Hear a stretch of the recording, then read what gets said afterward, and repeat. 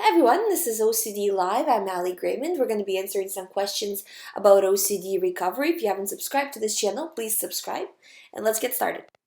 So the first question I have is, why is false memory OCD always worse when I wake up? I feel more disoriented and feel more panic, like I need to figure it out. So the reason why it feels worse is, first of all, because when you wake up, your serotonin is a lot lower in the morning than it is throughout the rest of the day. It builds up as the day continues. So in the morning, serotonin generally tends to be lower. At the same time, when you wake up, you don't have that many thoughts, right? So you're really fresh, and OCD feeds into that. So those are the two reasons why usually OCD is a lot worse for people in the morning. That's not always the case, but it's pretty much the case, I would say, about 80% of the time. Also, your cortisol is usually higher in the morning than it is in the rest of the day. So it peaks in the morning. So your stress hormones are high, your feel good is low, and you have your mind is clear. So that's like a perfect recipe for having more OCD thoughts hitting you harder. But again, it's all about the reaction. That yes, you get the thought, it's an exposure. Anytime you get a thought like an OCD thought, it's an exposure. And now you need to prevent the response of fear. The more you prevent the response of fear, the better you will feel. The best thing to do in this situation is not linger in the bed. As soon as you get up, or as soon as you wake up, get up, start doing things. So that way you are giving your mind something else to focus on and not allowing yourself to lay there and think about it, because the more you think about your thoughts, the worse they're gonna get, and it's that much harder to start the day afterwards. You're kind of setting yourself up for a bad day when you give it in the morning. So just right away, you woke up, get up, start doing things, give your mind something to focus on, and you should start to feel better. So next question I have is, I was wondering why sometimes I'm feeling better and haven't been giving into the thoughts or feelings, and then one day all the anxiety and OCD thoughts and sensations come back, and I'm not sure why, especially when I've been feeling better. And the reason why that happens is because even though you are doing good right now and you're not giving in, you're still in the process of recovery. So your mind hasn't completely dropped this thought. Your mind understands now that the thought is not as relevant, it's not as important as it once believed it was when you were doing all the reassurance and all of that stuff, right? But it's still not at the point where it's fully convinced that it doesn't matter, like this thought is not important. So it's between the two things, right? So it's between that, this is very important, and no, it's not important at all. And in that state, what it does is it will kind of ease off, and then every once in a while, it will send you the thought. And as you recover further and further, it will send you the thought less and less until it stops sending it altogether. It's kind of a way of your mind verifying that you are not in danger and that there is no need to send you the thought anymore. It will just randomly send it to you from time to time to see if you're going to react again, because that's all it's looking for. It's looking to see what your reaction is. So if you're not reacting, and it's like, okay, that's another kind of positive affirmation for your mind that it doesn't need to send you the thought. But if you do react with a lot of fear, you're kind of undoing a lot of the progress. So it depends for how long you react with fear and things like that, but you have to really make sure that if you are in the process, you are in the process of recovery, if you're getting less of these thoughts and feeling better for longer periods of time, you're in the process of recovery. But in order to finish the recovery, you have to make sure that when these thoughts do come in from time to time, you're very focused on not reacting with fear. So, coming from a position of power, this is my same thought. I've had it a million times before. I'm not going down this road anymore. I'm done with it. And just being very strong about it and not reacting. So another question I have is also, what do you mean when you say that the thoughts and feelings feel real but they're not? I don't understand. So what I mean is that any person who has OCD, the person is genuinely worried, what if, or um like some sort of a version of what if, of something happening or something about to happen, or the thoughts feel like they're valid, you know because if they wouldn't feel valid, then you wouldn't have OCD about it. If you knew, like, oh, I'm getting a thought, it's false, why would you ever react with fear? Why would you ever get OCD about it? You wouldn't. You'd be able to dismiss it. Any person who has OCD takes the thoughts seriously. If you're taking the thoughts seriously, that's what I mean by feeling real. It feels real enough to you, like the situation, the predicament, however you want to word it. It feels real enough to you for you to take the thought seriously and to seriously try to solve it and seriously try to examine it. You know? And this is the case with anybody who has OCD. That's how people get trapped in developing OCD. You know, they get a random thought, but they take it seriously because it feels like it could be true. It feels so real.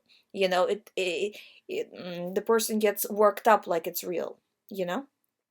Because it's like I said, like if you knew it wasn't real, then you wouldn't get OCD about it if it didn't have that feeling that goes along with it. And to go a little bit further with this topic, I'm getting a lot of questions about, is this OCD, my OCD feels slightly different. Is this still OCD? Does that make sense? I'm not sure if I have OCD.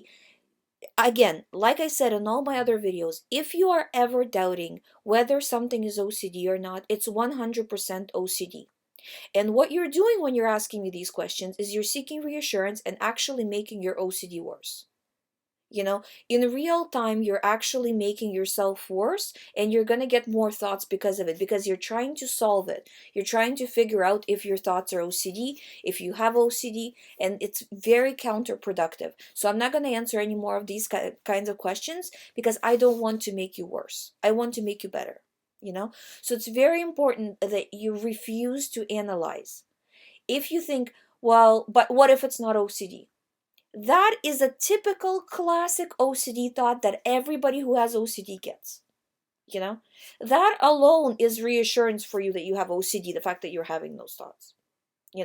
So you don't need to examine it further. You don't need to know if every breath you're taking is the right kind of breath to make sure to verify that it's OCD. It is OCD, but you have to work on the recovery, exposure, and response prevention. In this case, exposure would be thinking, what if it's not OCD? And response prevention would be, instead of getting scared and giving that response of fear, saying, I'm not paying attention, I'm moving on, this is silly, this is my same old stuff again. So just be very focused on that, because you can kind of get stuck and drown in that, is this OCD, is it not OCD, and it's very, very common type of obsession in and of itself. So trying to figure out if the thought is OCD becomes an obsession all on its own. So just be very kind of careful with it, because I really, guys, I really want you to recover, and it's just one of those things where people tend to get stuck. So next question is, if I disregard and don't react to uncomfortable and unwanted feelings, will it show the brain that these feelings aren't important and they'll eventually go away? Exactly. That if you don't react, the brain sees that you're not reacting, therefore it starts to view them as unimportant, and it will stop sending them to you. And you still will get that reassurance in the end, because you will still, as the feelings go away and all of these emotions, and you really overthinking these things, right? As all of this goes away, you will see the logic, and you will see that all of this was false. So you will get that reassurance in the end, but you cannot get it by like chasing it, by going for it and trying to figure it out, because you're coming from a feared position, from an emotional position. You won't be able to solve it from that position. So the best thing to do is, if you're doubting if you have an OCD thought, like if this thought is OCD, yes, it's OCD. If you're wondering why the thoughts are worse, they're worse because you're reacting with fear. If you're not reacting with fear, they're not going to be worse, because you're not feeding them. In order for them to get worse, you have to feed them. So checking, analyzing, feeling, even like feeling bad for yourself that you have OCD. I mean, I've been there when I had OCD, and you do feel bad for yourself because, obviously you're in a really bad situation having OCD, right? But at the same time, kind of almost faking it and saying, you know what, I'm fine. I don't need to deal with this anymore. Because that's how you reprogram the mind. The mind can't reprogram itself, so you have to be different in order for the mind to start viewing these thoughts differently. Because that's what happened in the beginning. When you first got this thought, whatever, depending, doesn't matter what kind of thought you have, but like an OCD thought, right?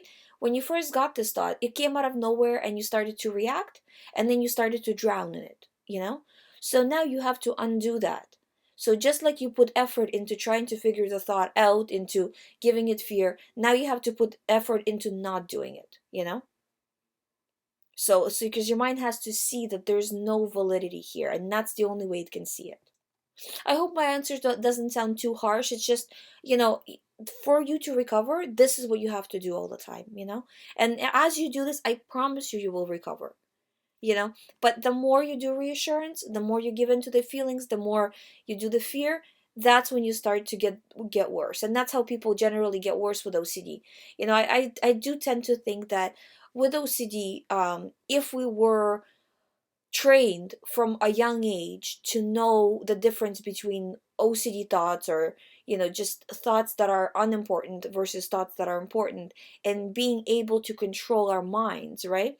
You would never get into this situation with OCD, because you would be able to stop yourself before you were seeking reassurance for, say, months and months on end, you would recognize those patterns. But because like, I've never myself personally, before I got OCD, I've never even heard about it, right? So um when you're unprepared and you have all of these feelings and thoughts coming to you that are scary, it's impossible not to react, because you don't understand that they can be not valid. Do you know what I mean? Like, you have never had that experience. So uh, uh, I think it's very, very important to have that education about what OCD is, how it feels. And it's, guys, I know, like, a lot of the times, like, OCD sufferers say that, I wish I had this OCD thought rather than that, like, rather than my thought, I wish I had somebody else's OCD thought, right?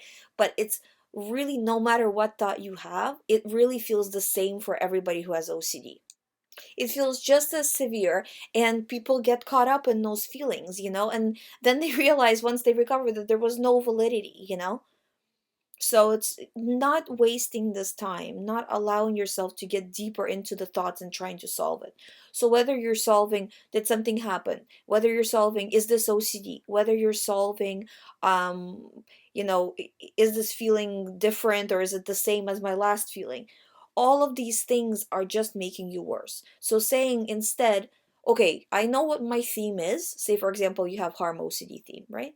I know my OCD theme has to do with harming other people. I'm disregarding anything that comes into my head that has to do with this topic. I'm done with it, and just going along with it every single day. And it's, 90% of recovery is repetition. So you're not reacting with fear, and you're repetitively, over and over throughout the day, refusing to pay attention. So, because that's what happened in the beginning when you got stuck, right? Is that you repetitively paid attention to it and acted with reacted with a lot of fear, right? So now you're just doing the same thing but the opposite, right? And I'm telling you, my clients, right? 80% of my clients recover doing this. And it's just continuously doing this every single day, and not once a day, but about a million times a day, right? Every time the thought comes in, disregard, move on. It's my theme. I'm not dealing with it.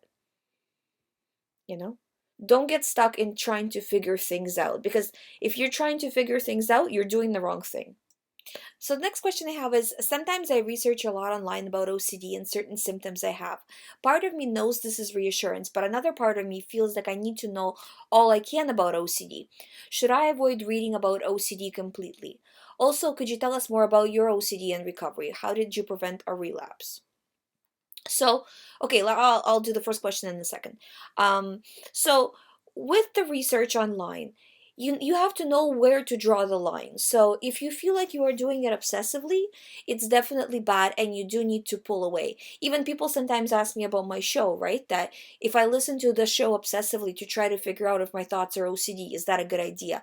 And of course, it's not a good idea. You have to make sure whatever you're doing it because you want to do it, because it is coming from the right place of getting knowledge, and not from a place of seeking reassurance to feel better in the moment and to get rid of the OCD anxiety. So even if a little part of you feels like you are doing it to get reassurance, then I would say just pull away for a few days. Just don't look it up online. Don't look up anything that has to do with OCD online.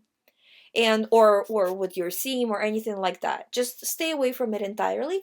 See how you feel. If you feel like you really need to go back to looking, then it's definitely reassurance seeking and you got used to it, so that's not a good thing. So then you want to make sure you're not doing it. But at the same time, it is important to have all the education that you can about OCD, so I wouldn't say that you can't recover if you don't know what OCD is like, what it feels like, how people are dealing with this properly, how people are dealing with this in the wrong way, what makes it better, what makes it worse. If you don't know that, you won't be able to recover. You have to have that base level of education. But if you already have it, and if you've been listening to this show for, say, number of the last shows I had, you probably have enough of a level of education to do it. So, I would say that kind of it's important to have knowledge, but just don't let it become reassurance. And it's kind of a fine line. You have to feel where you are in terms of that. So you don't want to rely and keep searching and searching and searching to make sure you have OCD, because then we're going back to the same previous questions, right? That, is this OCD or is this not OCD? Let me try to figure out by looking up information about OCD. And you're doing it for reassurance. You're not doing it because you're trying to actually figure anything out or learn more about OCD. So just be very honest with yourself. Why are you looking it up? And if it is for reassurance, then take a break from that. So the next question, the second part of the question was, could you tell us more about your OCD recovery? How did you prevent relapse? So in my case, I've kind of went over my recovery process in the last show. So I think the end of the last so it'd be 2 shows ago, because it was not the last show part 2, but the last show part 1. I believe. If not, then it was the show before that. Sorry, guys, I don't remember.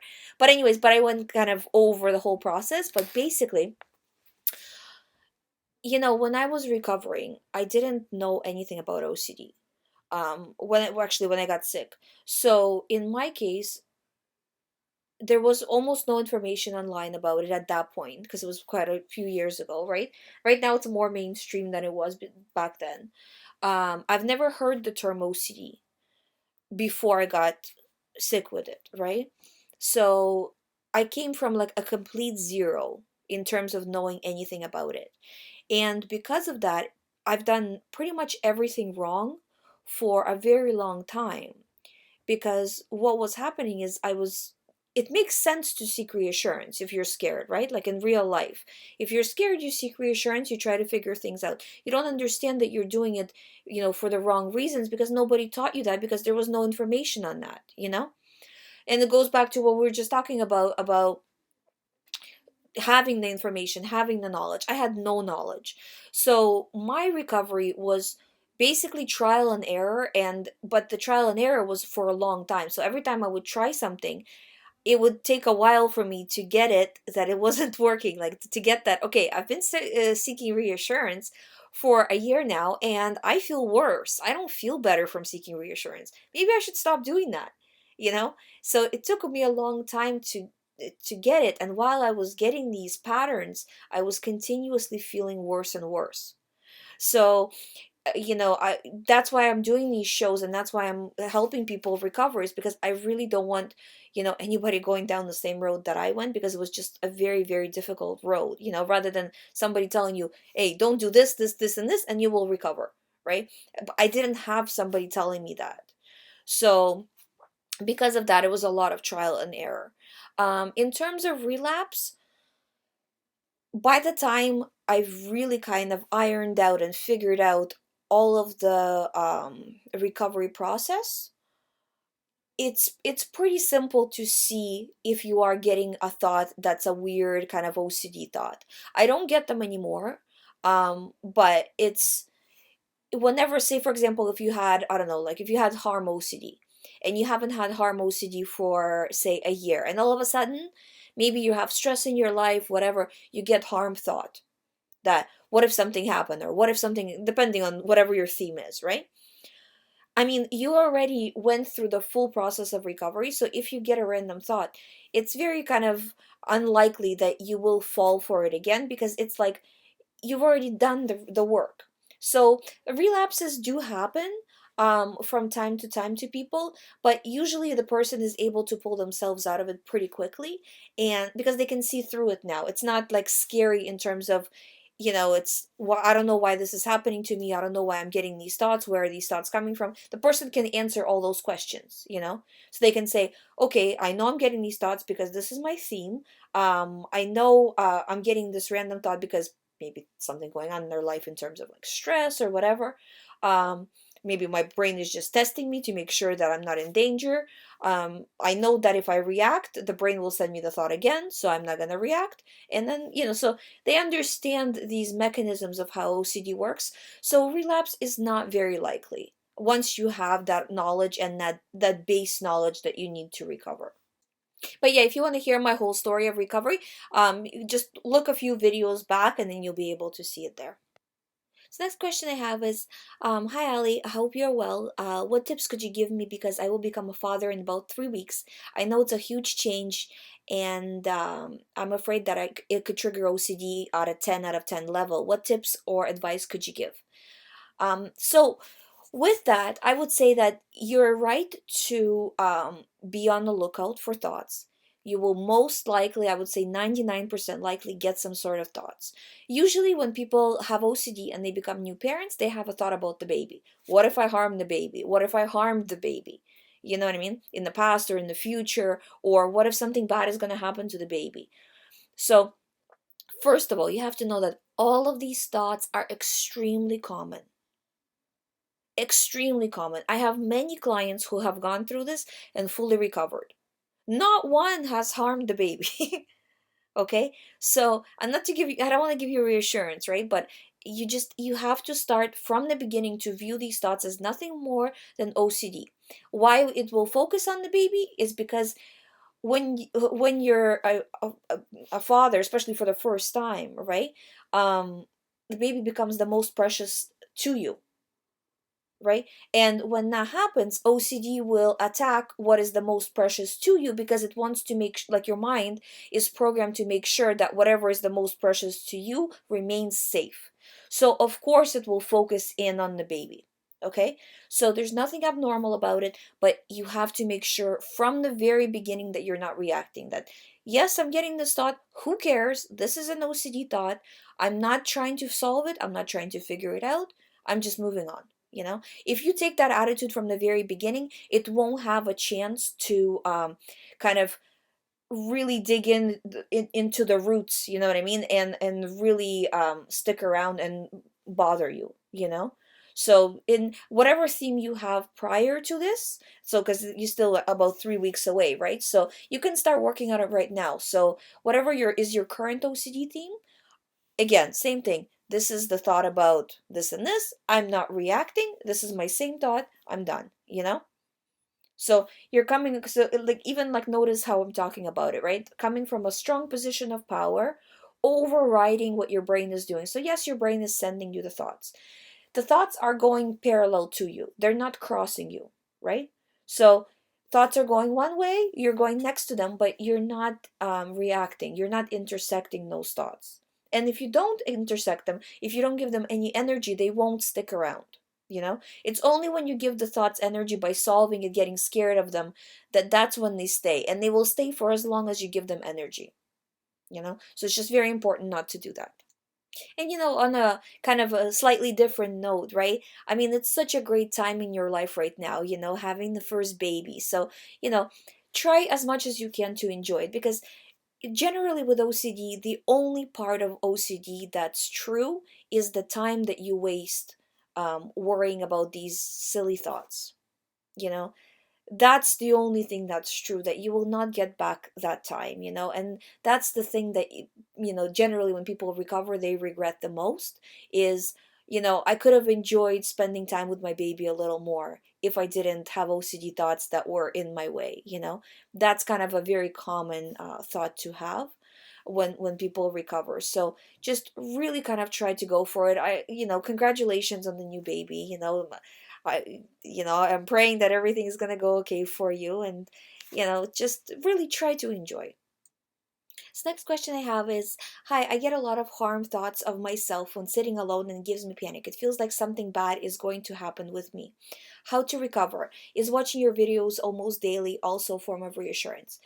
Well, I think that what you're describing here is not so much reassurance, because you are it's more so when you're sitting alone and you are having these thoughts and you get panicked about it, right? So what you want to do is you want to make sure that you're viewing it as an exposure.